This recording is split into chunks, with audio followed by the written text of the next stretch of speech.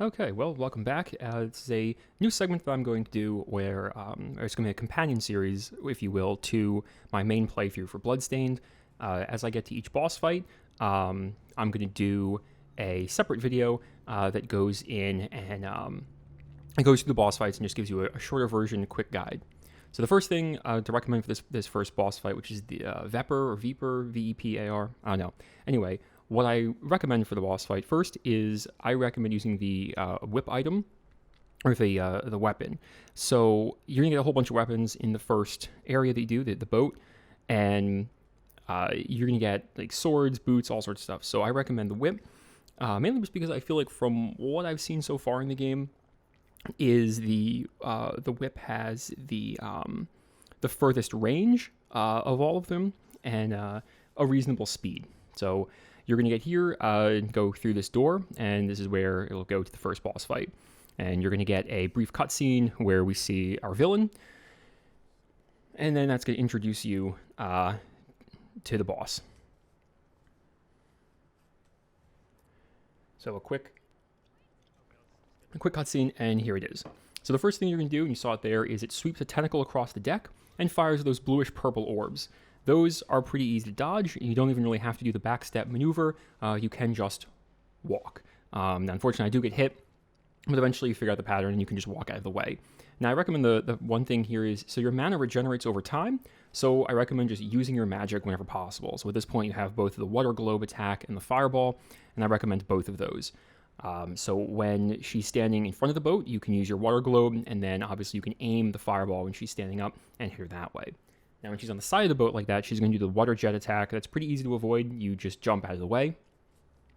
And in this part, as you can see, she's going to start to throw these little orange, yellowish orbs, and that's where those squid creatures are going to come out. They're pretty easy to take down. Your whip has a pretty far range, does a good amount of damage. You'll also have to dodge those blue orbs again, and just keep on whacking. And as your mana regenerates, use some spells. And now she is going to throw those tentacles on the deck, so you do have to be careful of those. But again, you can just jump out of the way. You do have to be mindful of the recovery time from the whip, though, because it's a little long before you can do things again. So unfortunately, she blocks your view a little bit there of you, but it's not too bad. Again, just dodging those abilities, and then you hit her again. I recommend saving your potions. So you're going to collect a bunch of potions throughout the level. Save those, because you might need them. Again, just spam fire. It's pretty not too difficult. Jump, dodge the water attack. So as you can see, the animation, or the boss, the attack patterns aren't too bad, and so you're going to get the bluish purple orbs. You're going to get them spitting out the squid monsters 2 at a time, and then you're going to get the tentacle attack where it sweeps across the boat. So that's just things to be aware of. So like I said, it's not very difficult. It's pretty simple stuff. You don't even really have to. There's a backstep, like dodge maneuver you can do, but you really don't have to do that.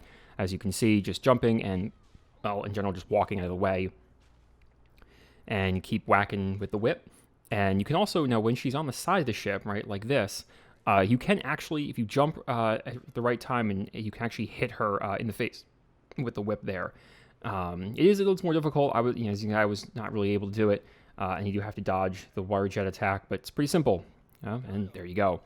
Just hit her in the face with magic. Like I said, I recommend the whip, as I found the most success with it. I tried using the swords, but they're just a little too slow. The claymore is a little too slow, and the short sword just doesn't have enough range. The whip does a little bit better damage. And then you get the thrashing tentacle shard to, to I guess give you a new magic tag. I haven't tried that yet. That's should be pretty good. But anyway, that's the end of the boss fight. It's pretty quick, but again, it is also the tutorial boss fight, so it's not really that crazy of one. It's kind of showing you the first, first boss fight, kind of introducing you to it, and then there's your title screen, and you're all set. So hopefully this guide was helpful to you. Hopefully it gives you some tips and tricks on how to get through that first boss. Like I said, it's not very difficult, but definitely can be tricky since it is the first one you're encountering, and it does obviously a little bit more damage, and just is not also the extra enemies it spawns in addition to the main boss itself. So like I said, save up your potions, use your magic all the time, and I recommend the whip. If you have better success with other weapons, definitely let me know, because clearly, obviously you can do it with other ones, but the whip was, like I said, the one I found the most success with. Anyway, I'll leave links and stuff in the little cards and down below to the rest of it, the rest of my playthrough. And like I said, this is going to be a companion series to my playthrough where I do the playthrough normally and then have a separate video that's just the boss fight and just kind of a guide, what I found worked, what I find didn't work, and all that kind of stuff. So thank you for watching. I hope you enjoy it, and please check out the playthrough.